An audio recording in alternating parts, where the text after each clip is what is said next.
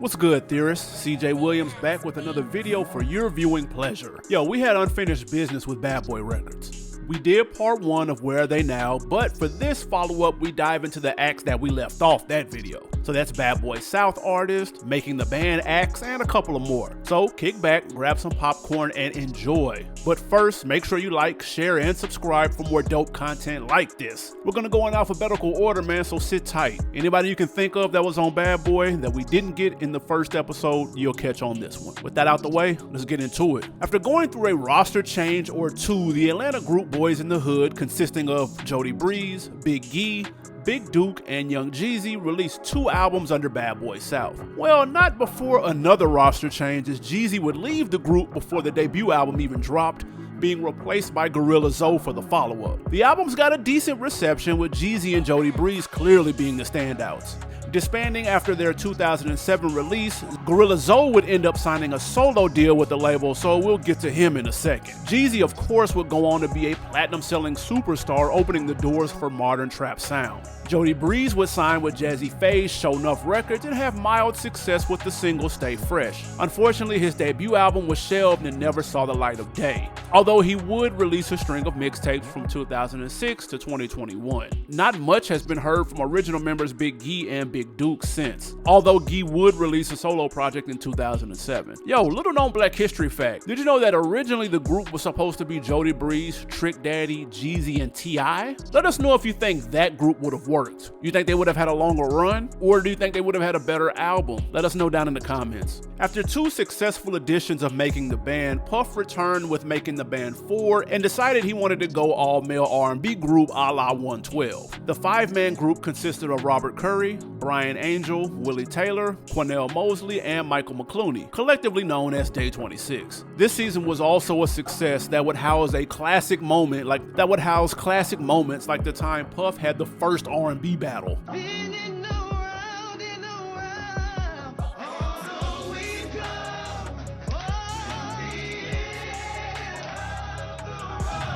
Yo, 2 albums would come out from the group, 2008's self-titled debut and 2009's Forever and a Day. Predictably, the group members would slowly begin to disband one by one, starting with Q in late 2009. The Now Quartet will release a single in 2011, only to announce in 2012 that they were breaking up and focusing on solo careers. Each member would release at least one solo project from 2010 to 2017. The group would reunite some years later, and Puff would take the whole Bad Boy family on the road, minus Day 26. Yep, 21 tour stops and 0 Day 26 appearances. Don't worry, the group would end up on stage on the Millennial Tour in 2022 and still drop 2 post-Bad Boy albums. You can catch them on the road today, and you may see a member or 2 pop up in a reality series or on film.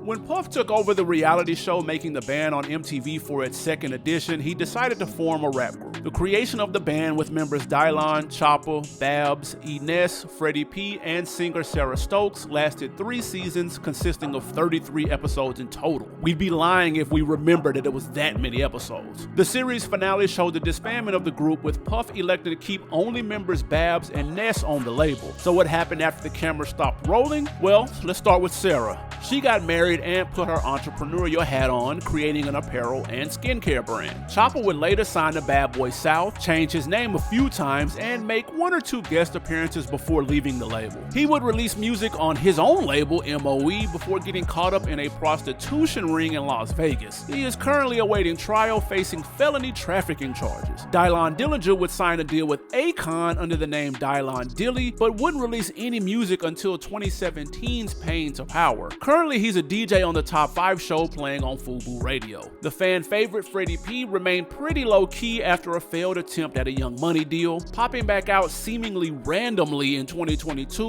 when he called out Puff during a viral Instagram moment, saying Diddy was the reason he quote hates life. Thankfully, it seems like Freddie is back in good spirits, as he's been making music and is active on social media. He raps under the name Freddie Peasy and put out a project in 2023. Babs and Ness stayed on and were supposed to release a Bonnie and Clyde type joint album, but that wouldn't see the light of day. That's too bad, because we would have signed up for that. Babs would leave the label and go on to launch a successful female rap battle league, Queen of the Ring, in 2010. That league is still going on strong too. Ness would stay on the label a little bit longer and get writing credits on a few songs on Diddy's Press Play album. The most lyrical out of the bunch would end up going back to his battle roots, and you can still catch him facing off today. Also, last year he capitalized off one of the more memorable moments on the show by launching his own cheesecake brand, Ness Cheesecake Company. Wonder why nobody thought of that before now.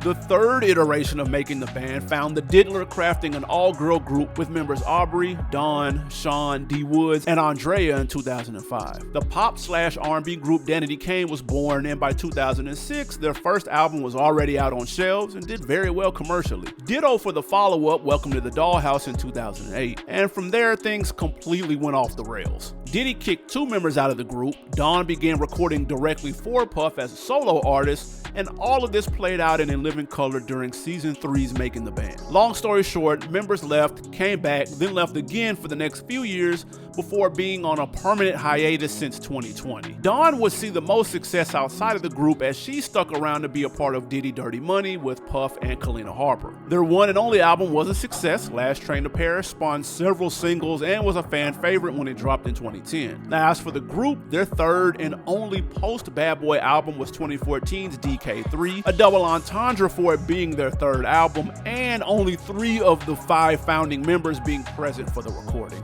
The first artist signed to Bad Boy South after its formation in 2003, the legends from Orange Mound would finally get their taste of mainstream light. No stranger to Puff, the group worked with the label in '97 on Mace's debut Harlem World and 2001's The Saga Continues. The run on Bad Boy was short and mildly successful. Their first release, Living Legends, was their highest charting album, coming in at number 3 on the Billboard 200, and the duo would receive a gold plaque for this sleeper banger. The follow-up, Riding High, wouldn't fare as well, but was critically well received. Ball and G would leave the label shortly after and land on the doorsteps of T.I.'s Grand Hustle imprint. There, they dropped their final album, 2010's 10 Toes Down.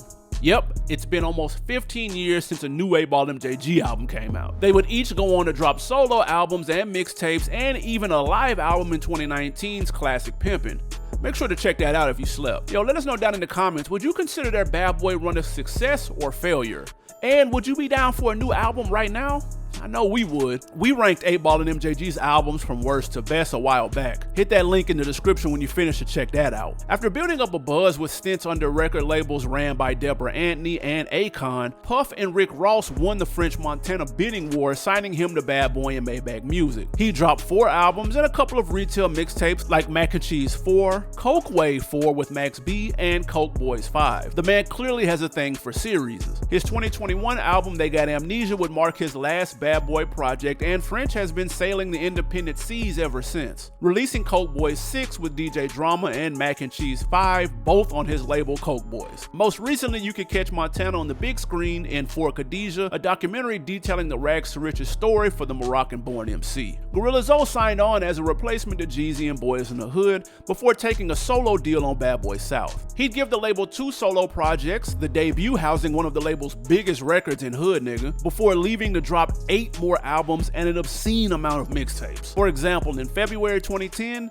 he decided to drop a mixtape every day for the entire month. Yo, let us know down in the comments if you remember when he pulled that stunt. The East Point native would sign with Flow Rider in 2014 before going indie in 2018. You can still catch Zoe releasing music on YouTube as recently as 2024. Bad Boy's white boy, Diddy's words, not ours. At one point, it seemed like every camp had a resident white guy on the squad, and Bad Boy was no exception. After building up a solid buzz for himself in New York with mixtape releases, Kain would sign to Bad Boy in 2000. He'd appear on Puff's sophomore album, The Saga Continues, and a remix for the girl group Dream's This Is Me single, but that was about it. The Queen's MC repped the Double B's about 2 years before leaving after frustrations began to mount about being left on the shelf. Seems like he was so frustrated that he quit rap altogether. Y'all let us know down in the comments if you or anyone you know knows what Kain has been up to since. Signing a multi-million-dollar deal to Bad Boy South in the mid-2000s, Young Jock had a short but productive run on the label. For a moment, he was the Stephen A. Smith of Bad Boy, putting in work all over the label. He had solo commercial hits with It's Going Down and I Know You See It. He was featured on records by other acts on the label like Danity Kane, Sherry Dennis,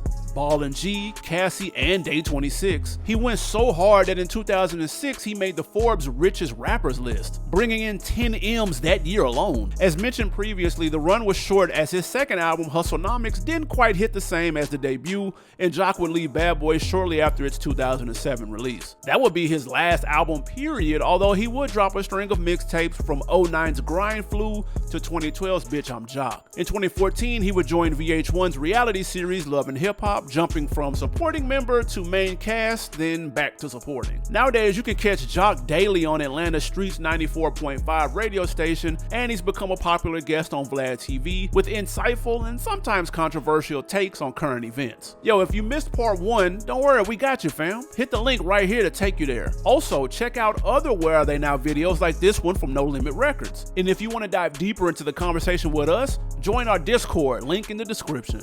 Until the next time, it's your man CJ for CT. Peace.